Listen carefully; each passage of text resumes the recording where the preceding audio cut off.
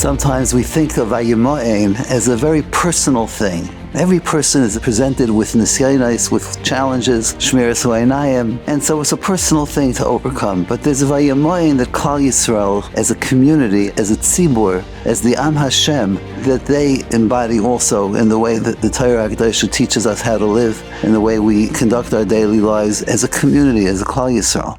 Let me tell you a story. This happened about 20 years ago or so. And the New York State Education Department had published proposed regulations that could have been problematic for a number of yeshivas. And I was asked by the Rosh Yeshiva, the members of the Moetzes Gedolei HaTorah, to speak to the Commissioner of Education, his name was Richard Mills, and talk to him about this and see whether we could get this regulation either amended or done away with entirely. So I invited Commissioner Mills to come up to my office in downtown Manhattan and have lunch with me. That's the way these things get done. So he came to my office, and we start with some small talk, and I said, Rick, when did you get into town? Because his office was in Albany, he lives in Albany, and he came down to downtown Manhattan. When did you get into town? He said, last night. I said, really?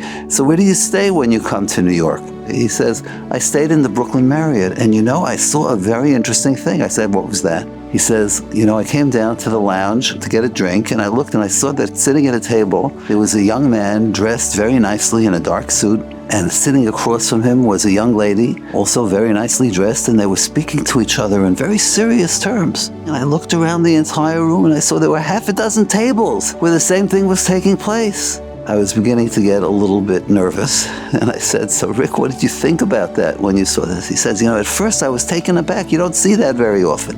Then I thought about it, and I said, that's the way it should be done.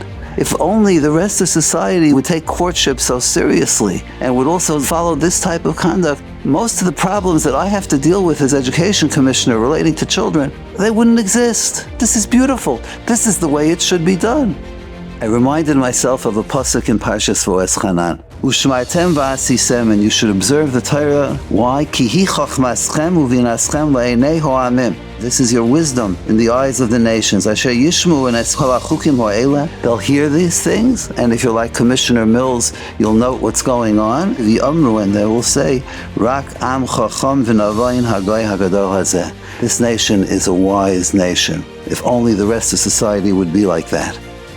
If I was successful that day in getting the regulation amended, it really had very little or nothing to do with the persuasiveness of my legal presentation, none of that. It had to do with the fact that there were half a dozen young men and women who were out on shidduch dates and were talking to each other and going about courtship in a Torah-dical way, which impressed him, which got the commissioner to say, that's the way it should be done. I'm not going to interfere with your system of education. If only we could live up to that today.